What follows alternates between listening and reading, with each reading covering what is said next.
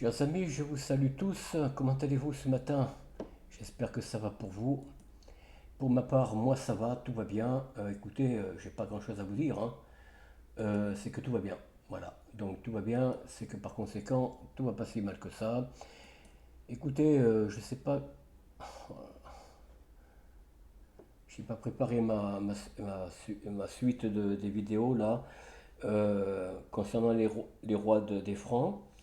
Écoutez, pour les nouveaux et même pour les anciens qui l'oublieraient, abonnez-vous. N'oubliez pas de vous abonner, de mettre un pouce en haut ou en bas, de partager cette vidéo et surtout de liker, comme vous l'entendez, en haut ou en bas, peu importe.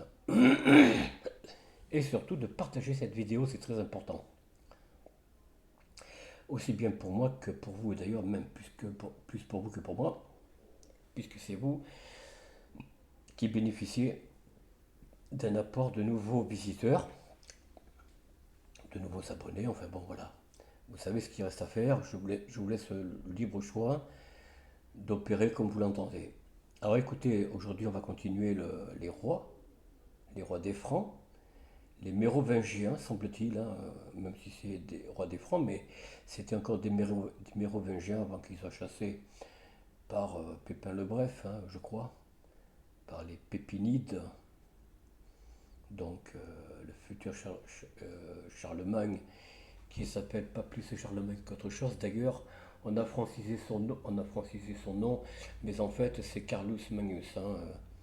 Tout à fait entre nous, ne soyons pas idiots, hein, vous voyez ce que je veux dire? Alors voilà, une,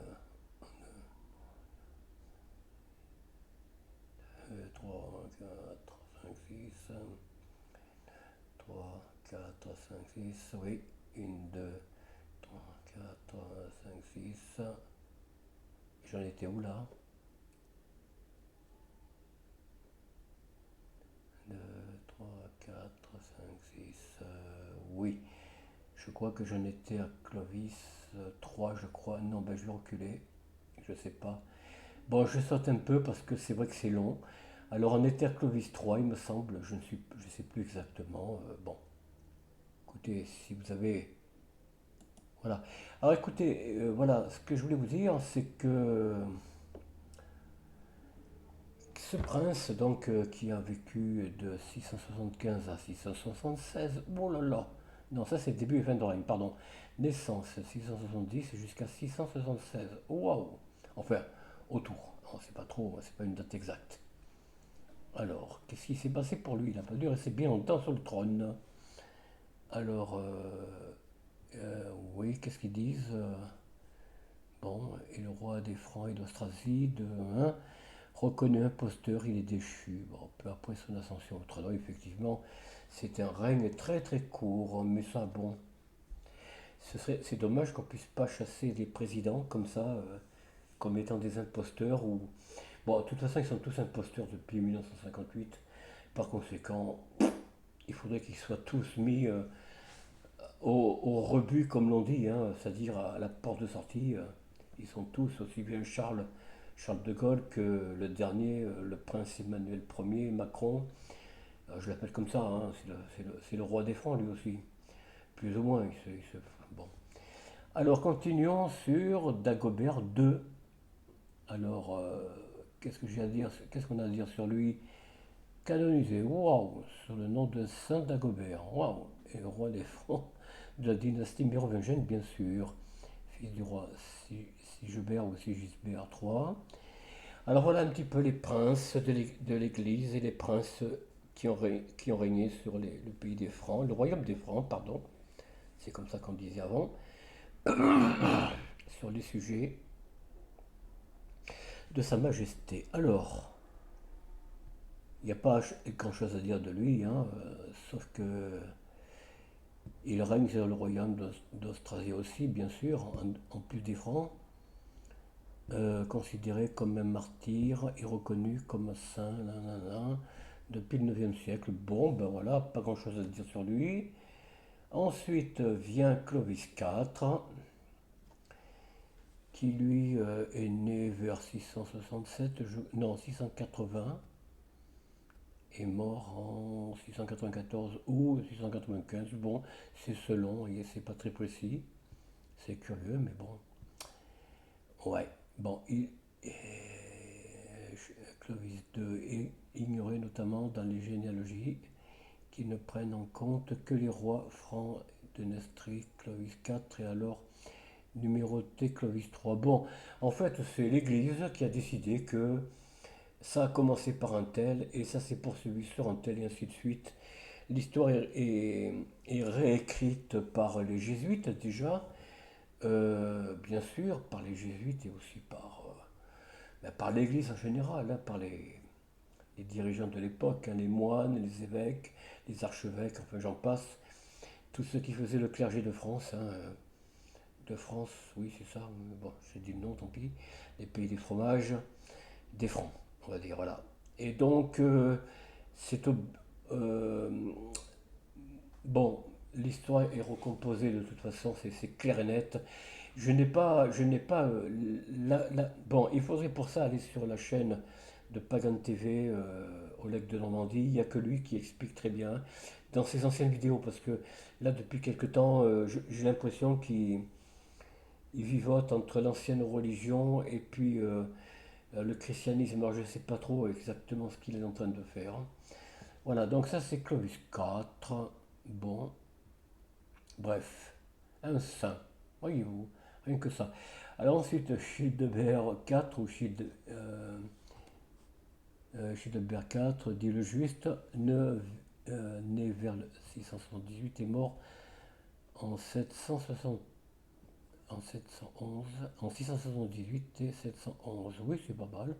Et le roi des Francs de 695 à sa mort. Ah, lui au moins, il a vécu jusqu'à son règne 695. Fils aîné de Thierry III. Bon, voilà. Nous poursuivons sur Childebert IV. Alors, lui, il est né autour de 683 à 711. Si, il a régné depuis l'an 695, mort en l'an de grâce 711, fils de Thierry III. Bon, alors qu'est-ce qui lui est arrivé à lui? Non, bah, rien de spécial. Voilà, il a régné jusqu'à sa mort, tout simplement. Bien. Ensuite, Dagobert III, tiens, revoilà Dagobert, né autour de 699-715, début de règne 711, fin de règne 715. Wow, il n'a pas fait grand-chose lui comme règne. Et le roi des Francs jusqu'à sa mort. Ah, il n'a pas régné longtemps lui. Mais il n'a pas été détrôné, il n'a pas été chassé, écarté. Non. Alors le dernier aujourd'hui, qu'est-ce que j'avais noté ici?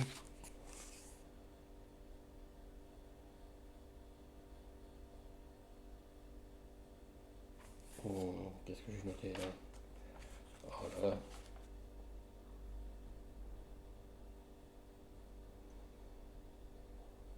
Ah, je n'ai pas noté, pourtant si, il me semble bien. Bon, enfin bref. Alors, qu'est-ce que j'ai dit, moi? Le dernier, c'est Dagobert III, c'est ça? Rappelez-moi un petit peu, chers amis. Dagobert III, non, Chilpéric, pardon, Chilpéric, né vers 670-721, début de règne 715, fin de règne 721. Alors, qu'est-ce qu'on dit de lui?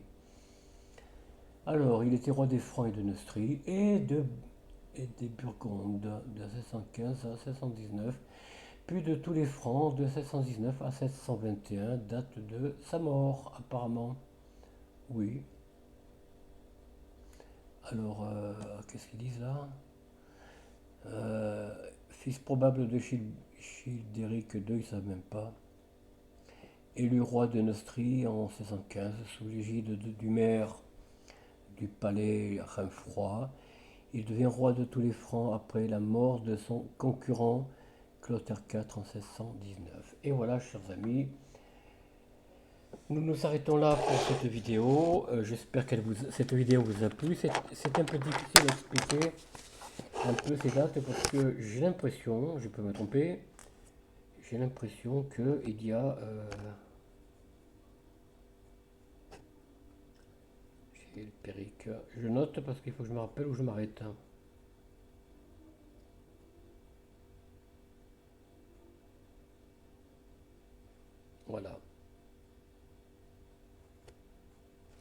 Ok, chers amis, voilà.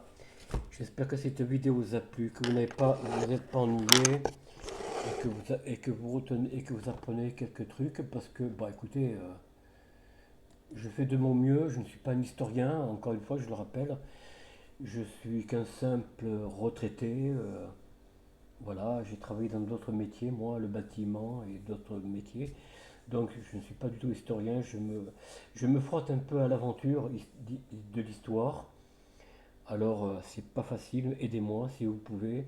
Donnez-moi des conseils, des avis, faites-moi des commentaires. Écoutez, je vous souhaite une bonne journée, soyez heureux entre amis et surtout en famille et sur votre lieu de travail. Portez-vous bien, beaucoup de bonheur pour vous tous et vous toutes et je vous dis à très bientôt. Au revoir.